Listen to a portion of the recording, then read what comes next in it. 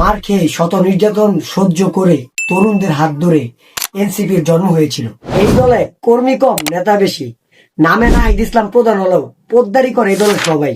শুরুতে বাংলাদেশপন্থী হলেও এই দলের বড় একটি অংশ জামাতের প্রভাবের উপর ঝুঁকে পড়ে। তারা ভুলেই গেছিল যাদের বন্ধু জামাত তাদের আর শত্রুর প্রয়োজন হয় না। যেহেতু জামাত 1971 সালের স্বাধীনতার বিপক্ষে শক্তি ছিল, সেহেতু এনসিপিতে যারা বাংলাদেশের পক্ষে আছে তারা এর বিরোধিতা করবে, এটাই স্বাভাবিক। এর বিরোধিতার ধারাবাহিকতায় তাসলিম যারা, তাসনুবা জাবিন সহ অনেকেই এই দল থেকে পদত্যাগ করছে। এই দলটা এত তাড়াতাড়ি নিজেদের অস্তিত্ব সংকটে ভুগবে এটা আমি কখনো ভাবতেও পারিনি। তবু আমি চাই না এনসিপি শেষ হয়ে যাক। বাংলাদেশ প্রতি দল হিসেবে এই দলটি টিকে থাকুক আমাদের মাঝে, তরুণদের মাঝে।